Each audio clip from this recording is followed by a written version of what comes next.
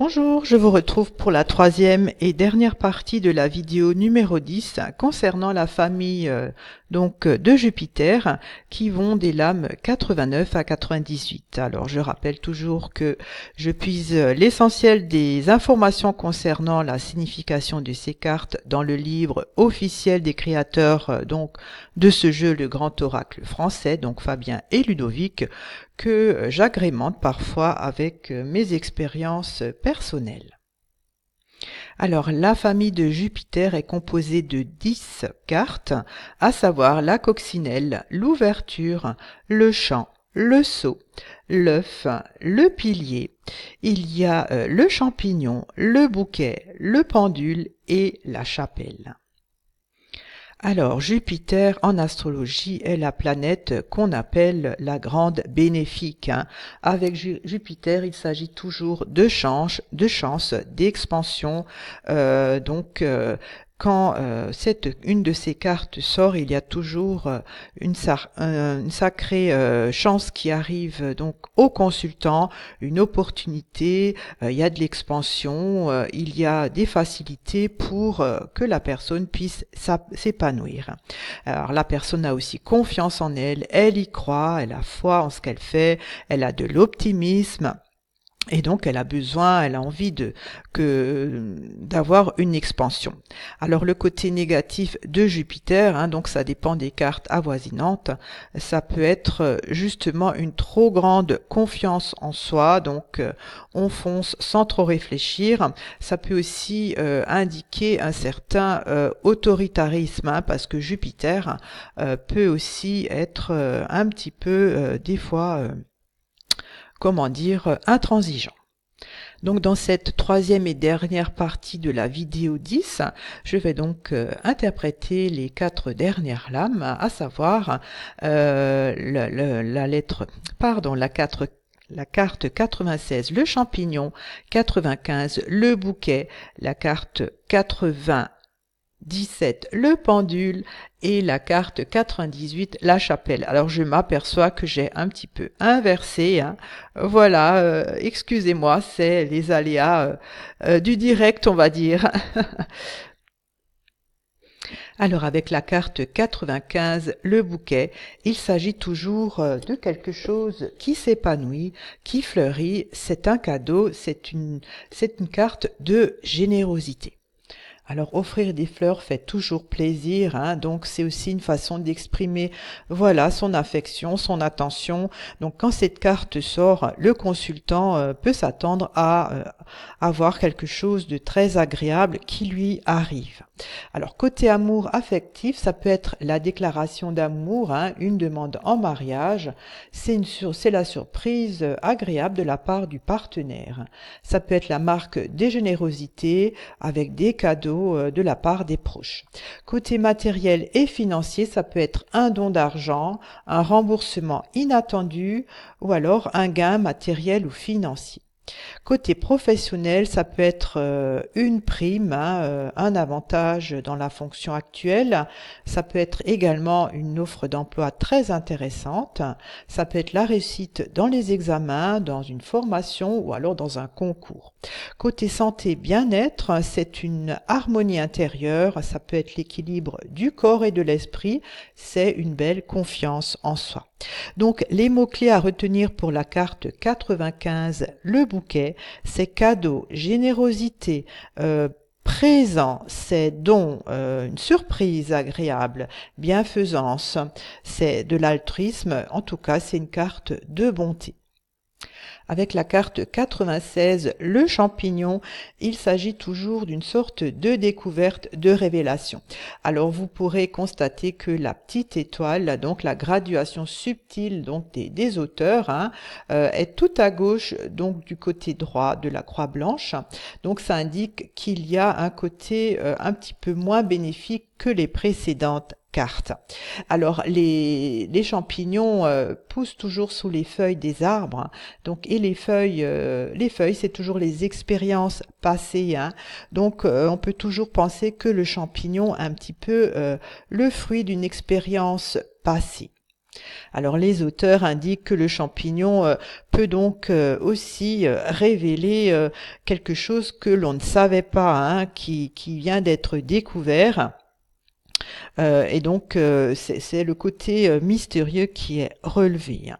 Alors, côté amour affectif, c'est donc, ça peut être la découverte du vrai visage du partenaire ou d'un proche, hein.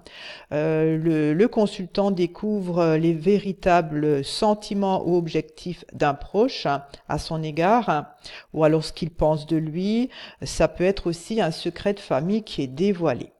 Côté matériel et financier, ça peut être la découverte d'une somme d'argent, ça peut être, on trouve de nouveau un objet qu'on avait perdu, ça peut être la découverte d'un élément essentiel au dénouement d'une affaire en cours, par exemple.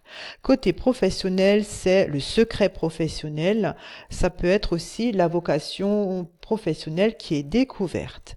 Côté santé, bien-être, il peut s'agir de prévention, ça peut être la découverte également d'une maladie ou d'un traitement voilà, à suivre. Ça peut être également du développement personnel. Alors, les mots-clés à retenir pour cette carte 96, le champignon, c'est découverte, c'est révélation, vérité, compréhension, c'est de la clarté aussi, hein. Ça peut être le secret qui est dévoilé, ça peut être une sorte d'enquête, une trouvaille, c'est également du discernement. Avec la carte 97, le pendule, il s'agit toujours d'intuition, de pressentiment, hein. C'est ce que l'on pense le mieux pour soi, hein. Donc c'est cette intuition donc qu'il faut utiliser et écouter pour prendre ses décisions. Côté amour affectif, donc face à l'incertitude, il faut faire confiance donc justement à cette intuition, à son sixième sens, pour prendre la bonne décision. Côté matériel et financier, c'est l'intuition qui guidera le consultant pour gérer au mieux ses projets. Ça peut aussi être de l'achat impulsif. Côté professionnel, donc il faut suivre ses convictions face à un choix professionnel. Si on a à choisir entre plusieurs postes, ça peut être aussi une prédisposition à la création. Ce qui est entrepris par conviction s'avérera productif.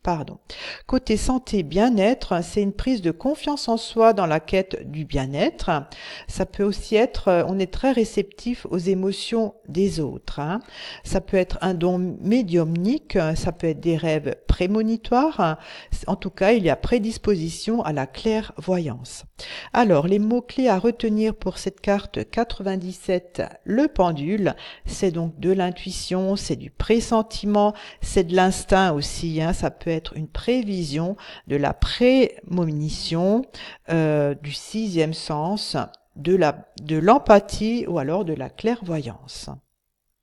Avec la carte 98, la chapelle, il s'agit d'une sorte de nouvelle philosophie, c'est-à-dire que la personne est amenée à se poser des questions quant à ses valeurs actuelles.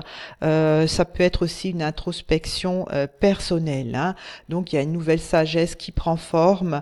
On médite sur ce qu'on veut devenir ou sur ce qu'on est.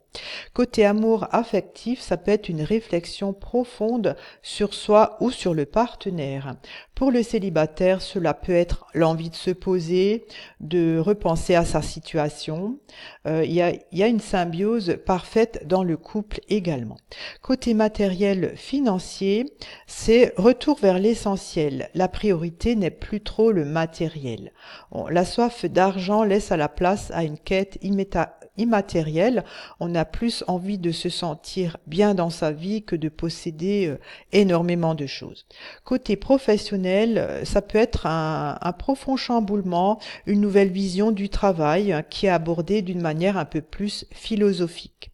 Côté santé, bien-être, ça peut être une période spirituelle, ça peut même être voilà plus ou moins religieux. C'est une quête du bien-être par la lecture, par exemple. Ça peut aussi être la naissance d'une foi, hein. C'est l'élévation de l'âme, c'est une maturité et une sagesse. Donc avec cette carte 98, la chapelle, les mots-clés à retenir, c'est sagesse, méditation, spiritualité, philosophie, c'est de la foi, ça peut être de la prière, une sorte de retraite aussi, quête de soi, c'est du recueillement, c'est de la concentration, c'est de la maturité aussi, hein, c'est la raison, c'est du bon sens, c'est aussi le retour aux sources. La troisième partie de cette vidéo 10 est à présent terminée. Donc elle achève le cycle de la famille de Jupiter. J'espère que ces explications vous ont été bénéfiques et profitables. Et je vous dis à très bientôt pour la vidéo numéro 11. Au revoir.